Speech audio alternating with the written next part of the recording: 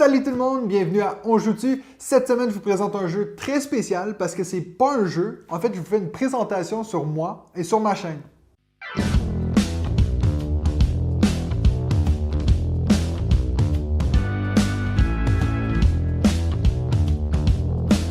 Donc aujourd'hui, je fais une vidéo qui me trotte dans la tête depuis un petit moment parce que justement, depuis que j'ai fait le concours sur Nid à Villers, je voyais qu'il y a beaucoup de gens qui pensaient que j'étais basé au Québec. Je me demande pourquoi. Ça doit être à cause de mes chemises bûcherons, là, mais bref, je me suis dit, il faudrait qu'éventuellement je vous fasse une vidéo qui vous présente qui je suis. Donc j'en ai profité pour vous demander de m'envoyer vos questions, soit par Facebook, YouTube, Instagram ou par email. J'ai retenu 8 de vos questions pour justement répondre aujourd'hui, et puis j'en avais d'autres, mais je me suis dit que je vais peut-être les garder pour une part 2. J'ai un peu reformulé certaines questions parce que des fois j'ai eu plusieurs questions qui se rassemblaient, donc justement il y a des questions, si vous ne la reconnaissez pas la vôtre que vous m'avez envoyée, ben c'est peut-être parce que je l'ai changée justement pour la mettre avec une autre question. Un gros merci à tout le monde qui m'a envoyé des questions, et puis sans plus tarder, on va commencer avec la première question.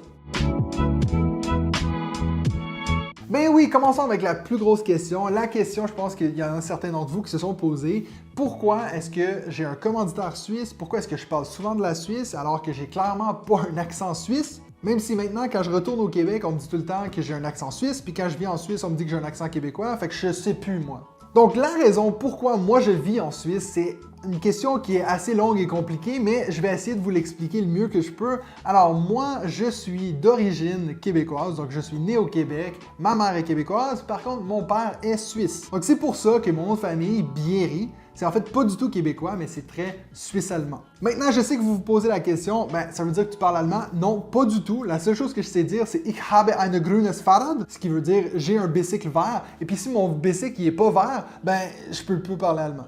Bref, tout ça pour dire que donc j'ai beaucoup de familles en Suisse. Pour faire une histoire courte, en 2012, j'avais aussi réussi à avoir un stage, donc dans la partie francophone de la Suisse. Et ensuite, j'ai rencontré une fille, et puis après ça, j'ai réussi, après mon stage, de trouver directement du travail. Donc, il y a un peu tout qui s'est enchaîné qui m'ont fait poser la question, est-ce que je reste ici? 5 ans plus tard, cette relation-là s'est terminée, puis je me suis retrouvé dans une position où j'ai dû me poser la question, est-ce que je retourne au Québec ou je reste en Suisse? Pour finir, j'ai décidé que j'allais continuer mon long séjour en Suisse. Puis, je vous avoue que je suis pas quelqu'un qui réfléchit trop à demain, donc on verra, peut-être que dans 5 ans, je vais être au Québec, peut-être que je vais être au Cambodge, qui sait? Puis en plus, juste entre nous, là, la Suisse, c'est pas mal cool, là.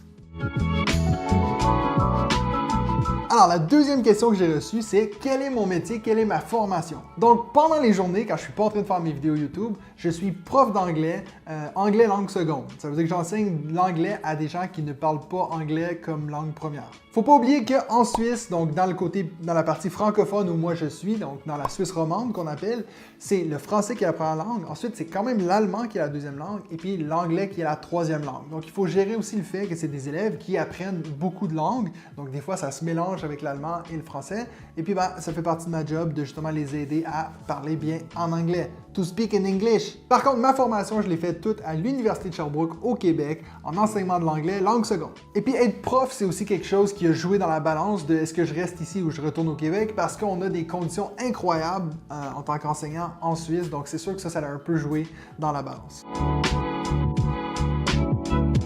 La troisième question, j'ai jumelé deux questions parce que j'ai eu 2 fois la question pourquoi est-ce que j'ai décidé de commencer une chaîne YouTube, puis j'ai aussi eu pourquoi le nom On Joue-tu. Donc je vais vous expliquer les deux. En fait, moi je n'aurais pas de chaîne YouTube si c'était pas du confinement. Étant donné que les enseignants devaient faire des vidéos par Zoom ou par Teams ou des autres logiciels comme ça, on était toujours en train de se filmer. Et puis ben moi je passais la majorité de mes journées un peu à me tourner les pouces. Je me suis dit ben ça pourrait être génial de justement acheter tout l'équipement qu'il faut pour faire des vraiment bonnes vidéos de visioconférence. Puis après je me suis dit, ça pourrait être encore plus cool de commencer une chaîne YouTube, comme ça je pourrais expliquer à des gens comment jouer à des jeux de vidéo, parce que depuis que je joue à des jeux de société, c'est toujours moi qui est obligé de les expliquer, donc je me suis dit, ben, tant qu'à être obligé de toujours les expliquer, je vais au moins essayer de pouvoir aider des gens qui essaient de comprendre des jeux. Donc ça, c'est comment l'idée m'est venue. Ensuite, le nom On Joue-tu, pour ceux qui sont pas québécois et qui comprennent pas vraiment ce que ça veut dire, ben, au Québec, on a la fâcheuse habitude de mettre « tu » à la fin d'un verbe pour simplement poser une question. Donc à la place de jouer « est-ce qu'on joue », on va juste dire « on joue-tu ». C'est la même chose si on veut manger, si on dit « est-ce qu'on va manger », on dit « hey, on mange-tu ». Donc ça, c'est ce que ça veut dire littéralement. Ensuite, pourquoi est-ce que j'ai choisi ce nom-là? Ben, c'est clair que je vais pas vous mentir, puis je me suis dit, je vais un peu jouer sur ce stéréotype favorable qu'on a les Québécois, parce que pour ceux qui sont jamais sortis du Québec, je peux vous dire que la majorité des pays francophones, ils nous aiment pas mal. Étant donné que moi, être québécois, c'est pas quelque chose qui a toujours fait hyper partie de mon identité, mais depuis que je vis en Suisse, je me rends compte que ça fait beaucoup partie de qui je suis. Donc, je me suis dit, il faut que j'incorpore ça à quelque part dans ma chaîne. Et puis, c'est aussi pour ça que pour moi, c'était important d'avoir la petite fleur de lys dans mon logo. Alors, la quatrième question que j'ai eue, c'était à propos du matériel que j'utilise pour faire mes vidéos. Le matériel, les logiciels, quel processus que je fais. Alors, au niveau de l'équipement, j'ai eu changé, depuis que j'ai commencé ma chaîne, il y a presque une année maintenant, j'ai eu changé assez souvent de matériel. J'ai eu plusieurs différentes lentilles. La caméra, ça a toujours été la même, puis dans ce cas-ci, c'est une Canon M50. Puis la raison que je l'ai choisie, c'est qu'elle permet d'avoir, justement, on peut changer je peux voir l'écran, donc en ce moment, je me vois. Ouh, beau bonhomme. Et puis au niveau du microphone, j'ai aussi changé. Avant, j'avais un shotgun mic qu'on appelle. Donc ça se posait sur la caméra, puis ça me visait comme ça. Et puis maintenant, j'ai ce petit microphone qui est ici. Je trouve que le son, il sort mieux parce que moi, je suis dans une grande pièce avec des plafonds très élevés. Et puis quand j'utilisais ce microphone-là, il y avait un peu de résonance que j'aimais pas trop.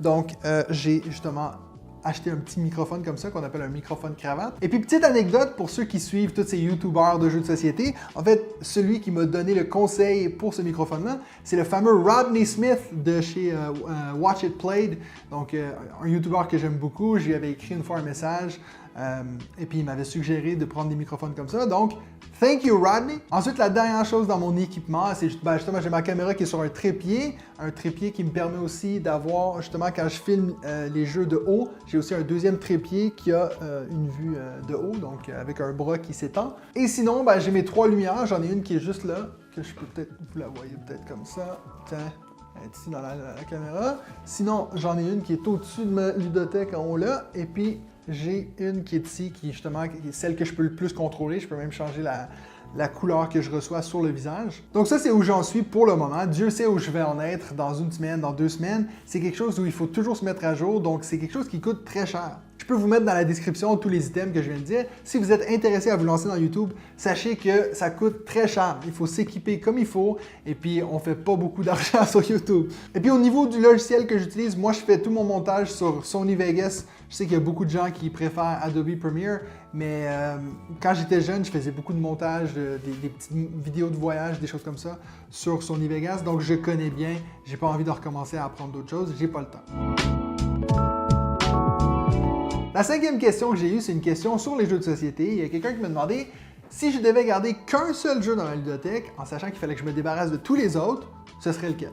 Eh bien, il a fallu que j'y réfléchisse longtemps parce que moi, je suis le genre de gars qui change assez souvent mes jeux préférés, ceux que je me dis « Ah, mais ça, je pourrais pas m'en passer ». Un mois plus tard, tout d'un coup, j'ai plus envie d'y jouer. J'ai enfin trouvé la réponse à cette question et puis pour moi, bien sûr, encore une fois, ça dépend combien de joueurs est-ce qu'on pourrait être, mais si je pouvais choisir, c'est moi qui choisis le jeu avec le nombre de joueurs, je dirais The Wizard. Donc le Wizard, c'est un jeu de cartes que ma grand-mère m'a appris il y a longtemps. Et puis c'est un jeu que je me suis littéralement jamais tanné. C'est un jeu de pli, bien sûr, donc c'est très traditionnel comme jeu, mais c'est un jeu où on va devoir faire des points sur nos prédictions. Ça veut dire combien de plis on pense qu'on va gagner avec les cartes qu'on a en main. Je sais pas ce qui m'attire autant avec ce jeu-là, c'est peut-être justement le côté nostalgique de me dire je me vois déjà jouer avec ma grand-mère à ce jeu-là quand j'étais jeune, mais même à tous mes amis que je l'ai présenté en Suisse, des gens qui connaissaient pas ce jeu, tout le monde l'adore. J'ai même des gens à l'école, on jouait à la pause midi avec des filles du secrétariat, et puis eux, ils jouent encore à ça depuis 2 ans, à chaque midi, ils jouent.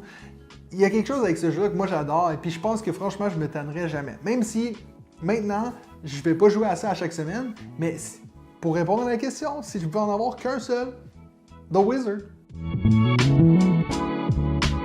6e question, on est encore dans les jeux de société. On m'a demandé la question, comment est-ce que je suis rentré dans cette folie? Donc, quand est-ce que j'ai commencé ça? Et puis aussi, par quel jeu? Étonnamment, les jeux de société, c'est assez récent pour moi. C'est pas quelque chose que j'avais dans ma jeunesse. Donc oui, mes parents vont vous dire que j'avais Monopoly et puis Clou et puis ces jeux-là, mais c'est jamais des choses qui m'ont attiré énormément. Moi, j'ai toujours été, quand j'étais jeune, j'étais très, très axé sur les jeux vidéo. Je dirais que la première fois que j'ai vraiment accroché un jeu de société, c'était alors que j'avais 19 ans. J'étais au Cégep, ce qui pour les gens qui sont pas québécois, ça veut dire c'est l'école préuniversitaire. Et puis j'avais choisi un cours facultatif qui s'appelait Statistique et probabilité.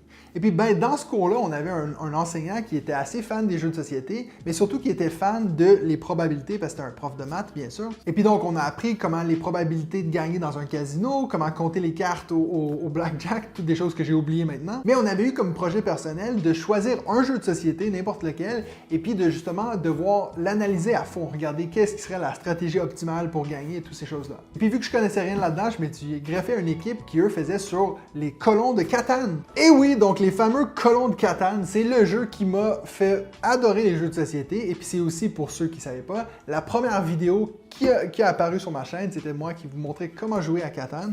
Et puis pourtant, si vous regardez cette vidéo maintenant, j'en dis pas nécessairement du bien, parce que c'est un jeu que j'ai plus vraiment de plaisir à jouer maintenant, mais ça c'est bien sûr parce que j'ai tellement joué dans le passé. Et donc à partir de ce moment-là, mon amour des jeux de société a évolué. La question numéro 7, qui sont mes youtubeurs de board game préférés et puis pourquoi?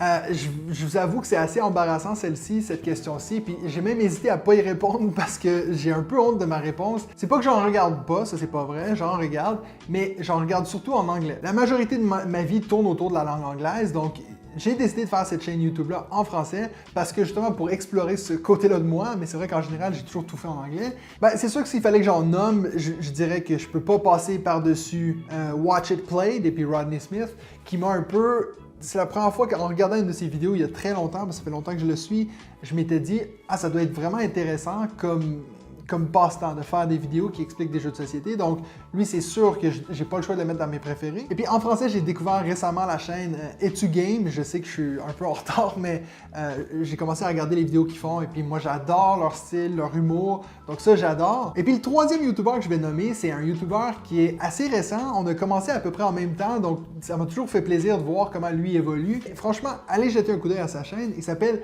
Sam Smith. Oui, comme le chanteur, je sais, c'est incroyable. Puis sa chaîne s'appelle Lord of the Board.